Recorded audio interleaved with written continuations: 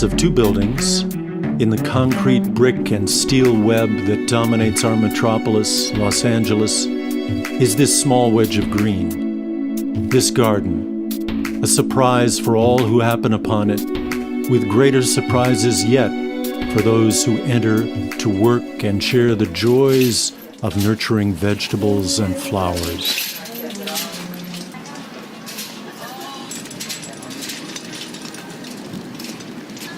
My name is Liz Lubin. I'm a San Pedro resident, and I'm here in old downtown San Pedro enjoying the Urban Garden Feed and Be Fed, where I volunteer. People helping people.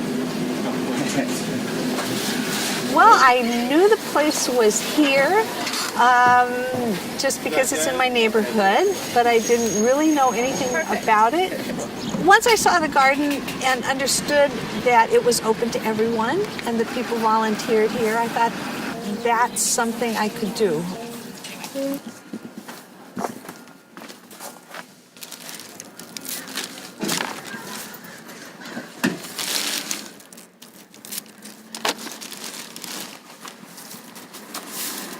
They're under the food that I gave them last week.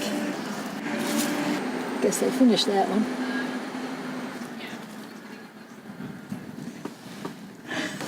Yeah, I harvested 58 pounds of compost last week from the worms in both of my bins.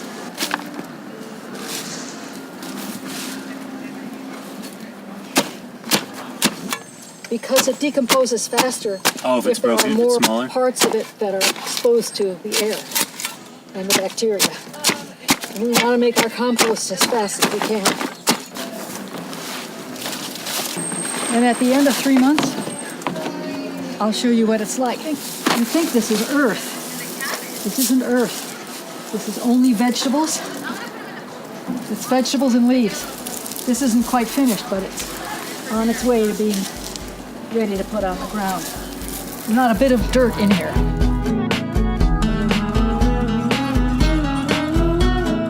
The friendship began immediately with all the people here, and I also began to see the other things that go on in the garden, the community outreach, school children that come here and participate, other volunteers I've been able to meet, people that come in just curious about the garden, who come in for information. They want to grow something in their own gardens at home and they need some help.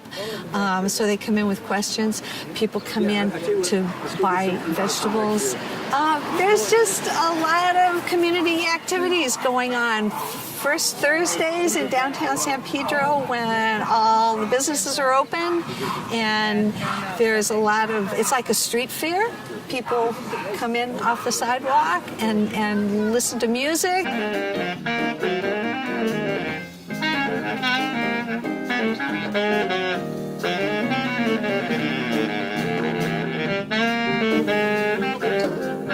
And learn about the garden, and it's everyone friendly.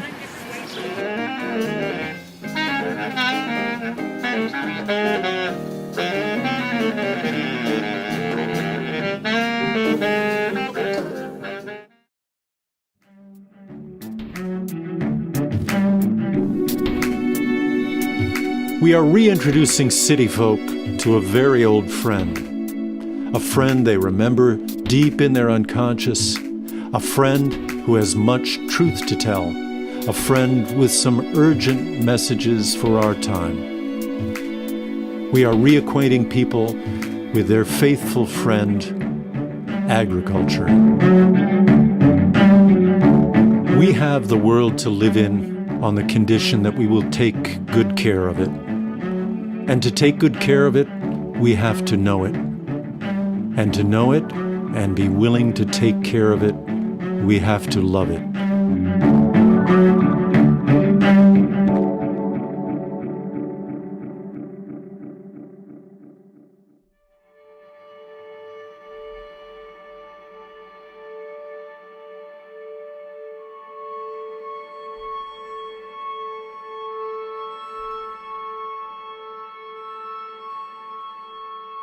This growing space was founded by Reverend Anna Woofenden, who imagined A garden in the city, a sanctuary, a place open to the sky and to everyone who walked through the gates.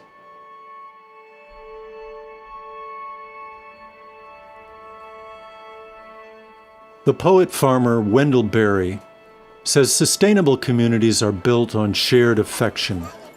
Affection for place and affection for neighbors. If we grow anything besides tomatoes and kale, it is this community-building affection.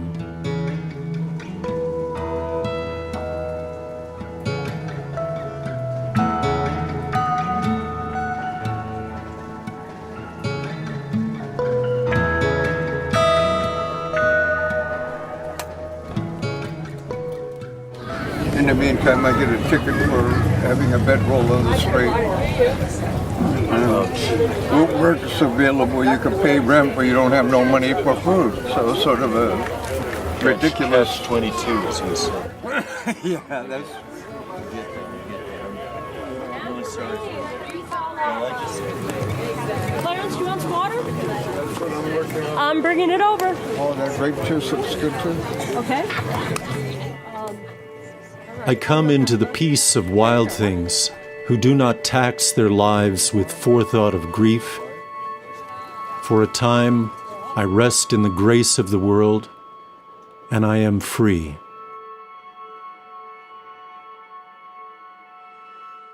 I'm Connie McCosker, and I got involved in the garden because I work across the street. I work for the Grand Vision Foundation. It's a unique place where people from all walks of life can be together, from the rich and famous in town to our unhoused neighbors and everybody in between, all races, all ages. It's just a wonderful place where people can learn about gardening. A place to rest and reflect. My name is Amanda Riley. I'm the acting co-pastor here at the Garden Church. The Garden Church was the first of the two organizations to rent this once very empty plot of land and turn it into a vibrant urban garden. So our sense of welcome is broad. It is literally all are welcome. We say it all the time. Lots of churches say it all the time. We mean it when we say it here.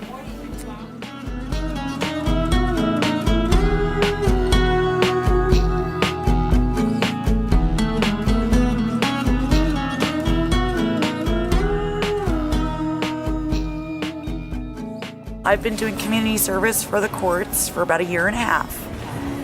And I wrote a declaration, and the judge said that I could work at any nonprofit. So I thought of the community garden once I was referred here. I came over here, and Peter and Linda have been very nice to let me work in the garden. It's an extremely beautiful place with lots of flowers and birds and bees and all kinds of interesting colors and people that are always friendly and kind and generous and compassionate towards people like me who are also homeless and trying to find our way in society.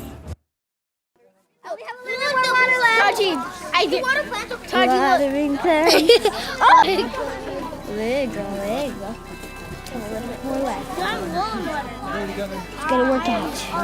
Come on. I finished. I did it. So they can grow more. Yay, grow.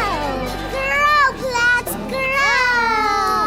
Come on, let's get some more water. And here, right in the middle of San Pedro, here in the city, we have made a farm so that you guys and other people have an opportunity to see how we get our food.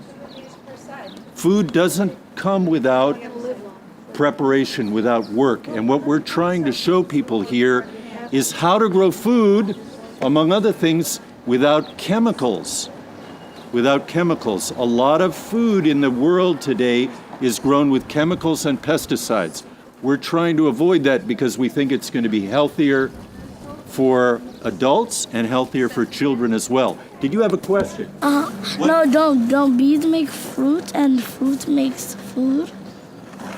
The bees go around into the flowers and they help the flowers to make seeds.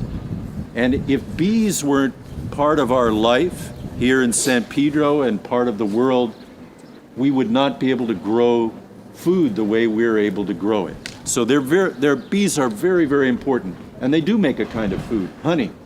Later on, if you come back later on in the year, those tomatoes that you watered that are green are all going to be red and ripe. I'm from Easter Seals, first of all, and we've been volunteering here for 2.5 years since almost you opened, I believe, right around that time. And when I started, we have to find different volunteer sites, and this is their absolute favorite. We go to several different sites, and every Friday they can't wait for the garden because we wish we were open every day.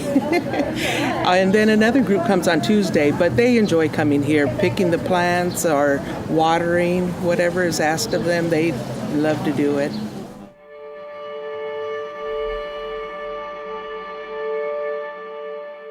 We're growing plants here, but I would have to say the community, which is formed by the experience of working together, sharing information together, sharing the pleasure, the deep pleasure of watching the plants grow. It's a little bit like having kids.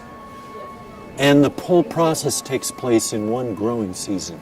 And I don't have to tell anybody who's a parent what it's like to watch your kids grow.